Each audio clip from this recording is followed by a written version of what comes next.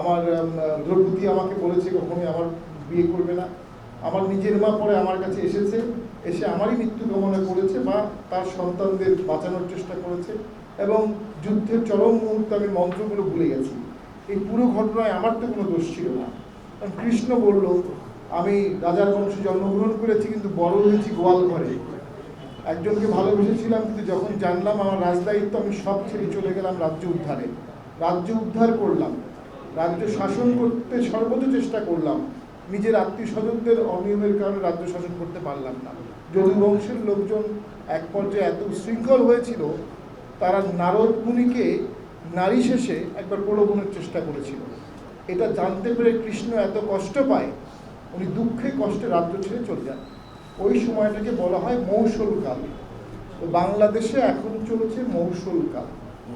আমরা খুব দুঃখের সাথে বলি, সংখ্যালঘু সম্প্রদায়ের শব্দটা আমার কখনোই পছন্দ না। বিকল্প শব্দ আমরা পাই না, বিকল্প শব্দ করতে হবে। গণতন্ত্র, রাষ্ট্রতন্ত্র, সংবিধানতন্ত্র মানে মেজরিটেরিয়ান রুল না, এর মানে হচ্ছে counter balancing of majoritarian rule. অর্থাৎ এর বাইরে যারা আছে সকলকে সমমর্যাদায় আনুপাতিকভাবে সুযোগ করে দেয়া। আমরা খুব দুঃখের সাথে দেখেছি, সেদিনে এক জায়গায় পড়লাম, সংসদেও এটা বলেছি, যে 1961 সাল থেকে আজ পর্যন্ত বাংলাদেশের সনাতন ধর্মের লোকের সংখ্যা বাড়েনি। 1961 সালে যা ছিল এখনো তাই আছে। মানে এখানে একটা নীরবে নিবৃত্তি এক্সোডাস হয়ে গেছে। নিরাপত্তাহীনতায় সম্পত্তি হারিয়ে নারীর মর্যাদা রক্ষায় আস্তে আস্তে সনাতন ধর্মের লোক বাধ্য হয়েছে বিভিন্ন দেশে চলে যেতে। রাষ্ট্রীয় ব্যর্থতা, চরম ব্যর্থতা। তবে এটিও বলবো, যদি গবেষণা করা যায় দেখা যাবে এরশাদ স্যারের আমলে সবচেয়ে কম এক্সোডাস হয়েছে এবং সবচেয়ে কম সম্পত্তি দখল হয়েছে। জন্মাষ্টমীর ছুটি এরশাদ স্যার দিয়েছিলেন। আমরা মনে করি জাতীয় পার্টি আপনাদেরকে নিরাপত্তা দিয়েছে, দিবে, মর্যাদা দেবে। ৭১ মানে কি? ৭১ মানে মর্যাদা, নাগরিক মর্যাদা, কোনো ট্যাগিং না যে অমুক অমুকের দোসর, অমুক অমুকের দালাল। আজকে দেশটা ভাগ করে ফেলা হচ্ছে, কাউকে দোসর, কাউকে দালাল, কে কাকে ভোট দেবে এই প্রেডিকশন করে কিছু মানুষকে রাষ্ট্রের মালিকানা থেকে সরিয়ে দেওয়ার অপচেষ্টা হচ্ছে। এই অপচেষ্টার বিরুদ্ধে প্রথম প্রতিবাদ করেছে সক্রিয়ভাবে আমাদের চেয়ারম্যান জি.এম. কাদের স্যার।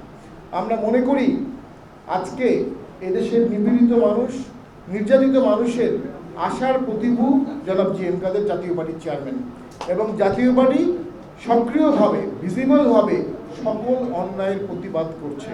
সংবিধানে সুস্পষ্টভাবে সকলের মর্যাদা বলা আছে, সমতার কথা বলা আছে, বৈষম্যহীন সমাজের কথা বলা আছে, কিন্তু আমরা সুস্পষ্টই জানি চাকরি বাকরি সম্পত্তি সব কিছুতে যদি আনুপাতিক প্রপোর্শন দেখা হয়, দেখা যাবে সংখ্যাগুরু লঘুরা আনুপাতিকভাবে অনেক কম সম্পত্তি অধিকার করেছেন।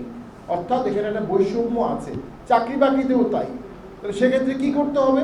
বোতলটা উল্টিয়ে দিতে হবে। এটা বাবা সাহেব আম্বেদকরের কথা, যে যারা আমাদের পশ্চাৎপদ জনগোষ্ঠী হয়ে গেছে নানা কারণে, তাদেরকে কোটা দিয়ে চাকরি বাকরি সুযোগ সুবিধা দিয়ে সমতা আনতে হবে। যতদিন সমতা হবে না ততদিন এই কোটা বা এই ধরনের কিছু সিস্টেম আনতে হবে, ফর্মালি ইনফর্মালি। তো আমরা জাতীয় পার্টি সেক্ষেত্রে মনে করি সংখ্যালঘু কমিশনের জন্য আমাদের চেয়ারম্যান স্যার দাবি তুলেছিলেন, সেটা হয়নি। বিগত সরকারের আমলে যে ট্রাস্ট আইন হয়েছিল, এটার ভিতরে আমরা আইন পাশের সময়ও ছিলাম। ট্রাস্ট আইন হয়েছে, সেখানে খুব একটা বরাদ্দ দিয়ে যে ব্যাপক কাজ করেছে আমরা এমনটা দেখিনি। আমার ব্যক্তিগত রাজনৈতিক জীবনেও সনাতন ধর্মের লোকদের বিশেষ অবদান আছে।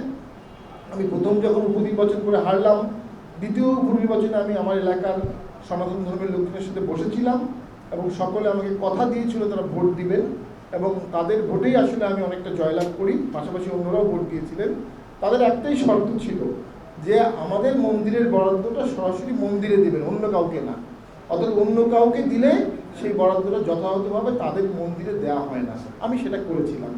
তো আমরা মনে করি এই বাংলাদেশ সকল ধর্মের, সকল মতের, সকল জনগণের মর্যাদা নিয়ে থাকার বাংলাদেশ। রাষ্ট্রের মালিকানা সকলের। মুক্তিযুদ্ধ সবাই করেছে। ৭১-এর চেতনাকে বাদ দিয়ে বাংলাদেশ কখনো সামনে আগাতে পারবে না।